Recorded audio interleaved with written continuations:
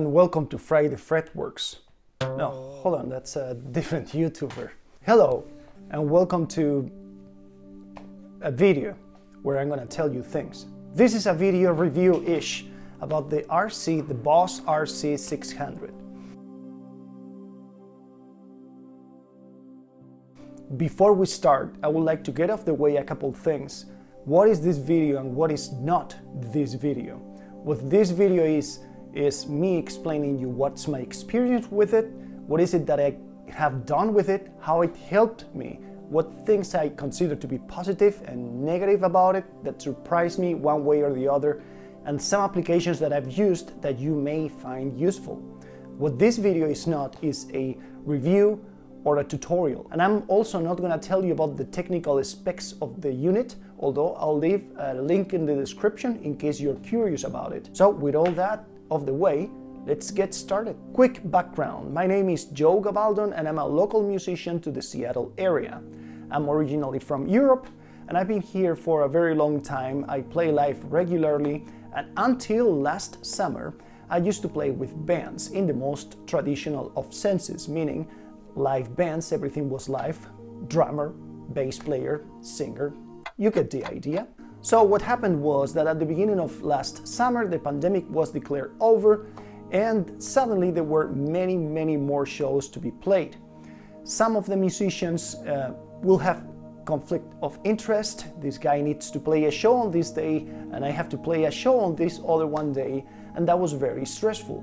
One of the solutions that I had in mind was to use just samples or use backing tracks and just continue to perform. Whenever I had a live band, I would play with a live band. Whenever I couldn't, I would just be me with a microphone and a guitar and all that jazz. So I needed to solve some logistic problems, like, well, how am I gonna trigger the samples? Or if I use backing tracks, what am I gonna use for those? Do I really wanna be the guy who's doing this between songs on a show, or do I wanna control everything with my foot? To me, the answer was very obvious. So I needed something that I could trigger with my feet, so that I could continue to play. I also like the idea of having loops, and I needed a certain amount of things that some of you may consider relatable. I needed guitar tones, something that would make my guitar sound like a guitar instead of having to carry an amp. I needed multi-effects for the vocals. I needed a set of things. I needed to mix them because otherwise, well, in my humble opinion, the more control you have over the things you do, the more likely the things are going to turn the way you ambition them. So the less pedals that I could possibly use, the better. If I could walk into a show with a briefcase or a backpack, my guitar in the other hand, and high-fiving everyone, I would be a super happy camper. So, on the paper that sounded great, and after a lot of research, I found several units that I kinda liked, but there was one that stand from the others, which was the then brand new Boss RC-600, which I currently have. So, I've been playing with this unit for maybe 10 months at the time of this video is filmed. I have to say that this is not a sponsored video, so nobody's paying me, and I'm gonna tell you things as I feel them because I can. Alright, so let's get to the unit. This is the unit. There's a few things that I can show you about it, about the way I use it, the things that I think is great for, the things that are not so good about it. The first thing that I think you're gonna love is the fact that you can customize it in many different ways. For instance, by default, when you buy it, this is one track, this is another track, and this is another track. And if you push this button, you get access to another 3 tracks. And if you hold it you get access to the effects. This you can change. You can, for instance, make it so that this button is going to be record, play, and double tapped stop. And that instead of here being these 2 buttons for the first track, you can make this button to be track number 2. The fact that it says stop doesn't really mean anything, in the sense that you can use this as anything you want. You can stick a sticker on top of it, and that doesn't mean a thing. It's just made for the functions that come by default with the unit, but you can change them all. Not only you can change all of this, you can also change all those 3 buttons that you get over there, all those 3 switches. It goes up to the extent that even these 4 over here, which are, by the way, you can scroll with and you can push. You can also make them be whatever you like. For instance, in the case of my unit, I have assigned the first one to the volume of the drum tracks, and the second one to the microphone level, and you can do whatever you like with them.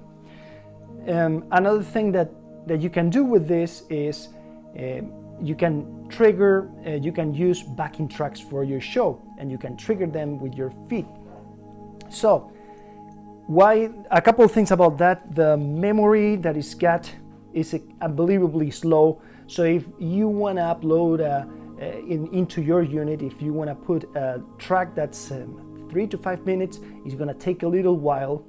Another con is the fact that this unit is extremely picky with the format of the tracks, and I've had a lot of problems unless I used the dedicated program that Boss has for it. So if you go through that, that's going to be fine. The quality is really high. You will not have any trouble, but know that you need an external program for that as well. Another thing that you can do with it is it's got, like I said, it's got a drum machine that is MIDI, but it's decent MIDI. You can upload your own tracks, MIDI tracks for the drums, but of course you need another program.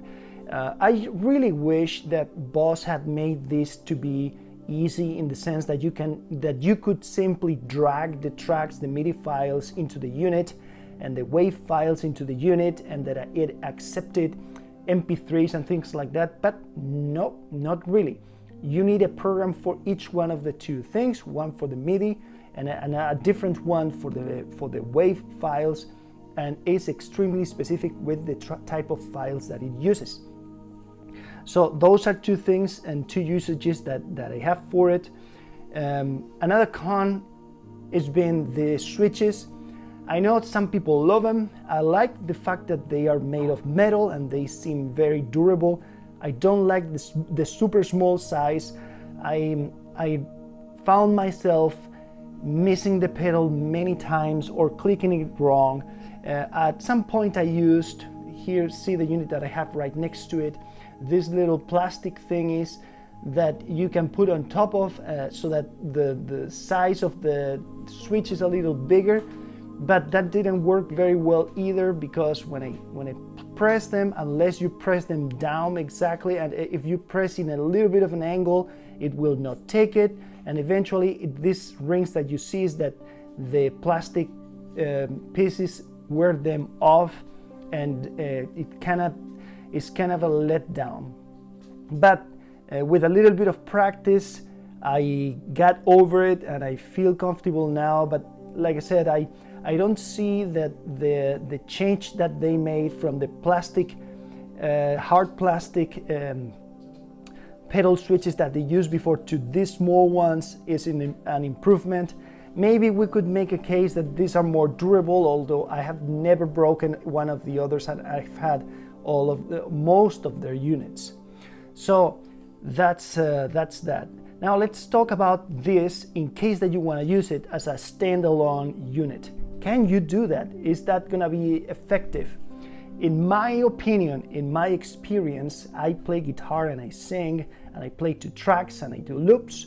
It is. Let's start with the one that's worked easier and best, which is the vocal effects. You can use any vocal effects like compression, stereo enhancer, reverbs, delays. It's got all of that, and to me they've worked really well. It seems like quality. I haven't had any problems. I'm sure you can find better ones, but for the sake of playing live, they will do the work, they will do the job, and they will do it fine. Now, when it comes to guitars, if you want to use this unit and use the distortions included in the unit and the amp emulation included in the unit, they are a little dated. They are not bad, and if you spend some time with it, you'll find something that you can use. In fact, I've played shows and I've played live using those sounds only in a few occasions, and they were fine. They are not to die for. They seem like 1 or 2 generations dated when it comes to boss pedals, but you can use them. Now, I'm gonna tell you a couple of things that you can do with it that has been very good for me. The way I have it set is a little different as the way it comes from the factory. For instance, I use this pedal so that when I click it once, instead of going to bank 4, 5, and 6, it goes to my effects. If you see on my screen, which is also customizable, I have it set up. See those little squares on top of the little things? The ones up below belong to these switches. The ones up, like this delay, those correspond with the pedal tones that I made and that I use with this unit. For instance, you see that it says preamp here. If I click it, the preamp goes away, or I can switch it on. Same thing with the delay. You see that? So that's how it works. You can, of course, make it any way you want. You can route them so that the delay hits before and then the reverb, or vice versa. You can experiment, and I had very little trouble making a type of tone that I would be comfortable with. You can route them however you like. For instance, you can make the delay affect only the vocals or only the guitars or everything. It's extremely versatile, and that's great. But here comes another con. The fact that it's got so many options can be extremely overwhelming. So my recommendation would be, instead of trying to explore the whole unit and seeing how you can apply it to your playing or to your show, I will do it the other way around. I will think, what is it that I need, and how can I sequence, or how can I program this unit so that it gives me exactly what I need? Just to give you an idea of how much you can customize it. See this ring? This ring by default is meant to, if I play and I hit this back, that's the length of the loop, right? And the one inside, I have it so that is the tempo. But you can make them anything you want. You could make the one inside, for instance, be I don't know, your guitar distortion on and off, or whatever you like. So the sky's the limit. You will see that most owners of these units have a lot of stickers around, because as soon as you start customizing it, it's kind of hard to keep track of the whole thing.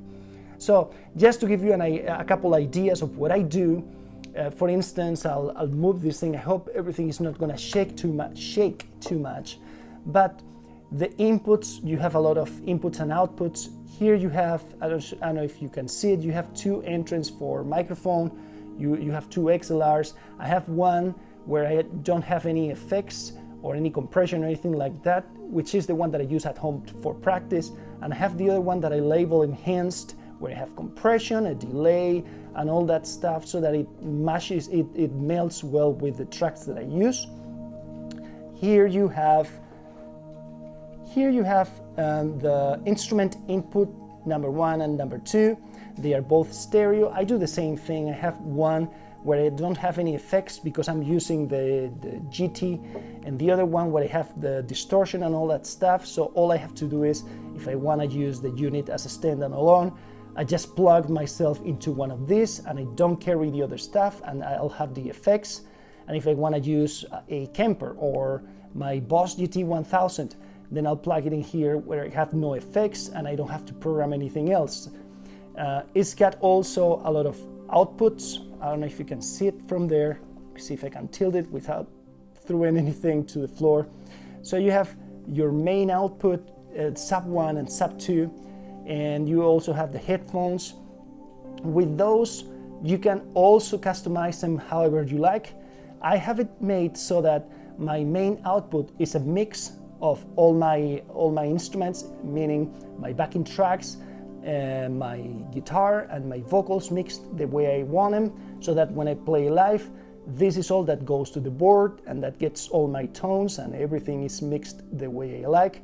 If you'd rather have somebody else do your mixing, you can have it so that only your guitar goes through these guys and only your vocals goes through these guys. You can set it however you like. The other thing that I didn't like all that much is that programming the thing is not very intuitive. So you have to plan on spending a fair amount of time learning how it works. And the tricky thing is that because you can make so many things with it, if somebody you know has this unit, it's not very likely that his knowledge or her knowledge are going to be able to help you, because they probably focus on a different set of things that they learned about the unit. So is this for somebody, for who's this unit? In my opinion, is for somebody who's really ready to commit. This is high quality, the audio quality is excellent, but you're gonna be making a time commitment to this unit. It's not something that if you learn how to use, you're wanna be selling tomorrow, because you invested a fair amount of time putting things together, uploading the tracks. Another thing that it's all very time consuming, but I'll give you another example. You see, I uploaded Mustang Sally, the backing track for Mustang Sally.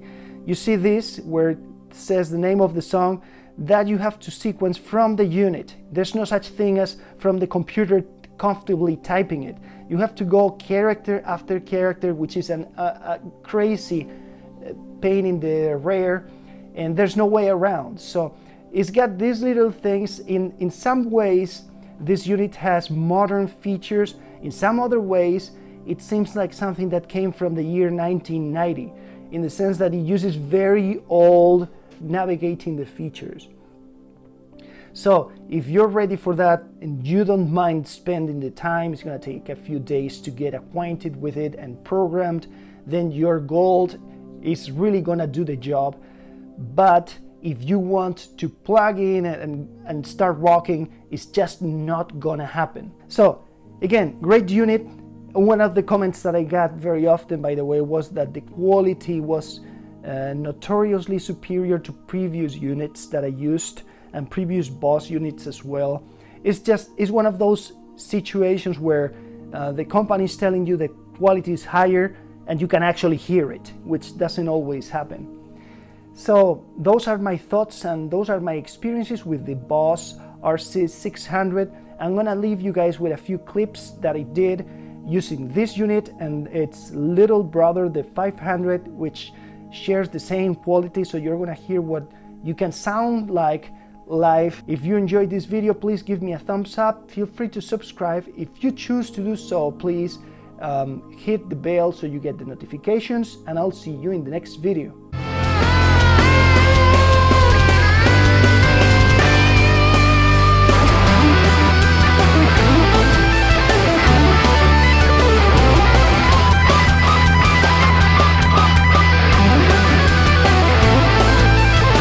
We've made mistakes, and who's to blame? And I'm not saying that we should forget about it, and I'm not here to tell you what comes next, but I guess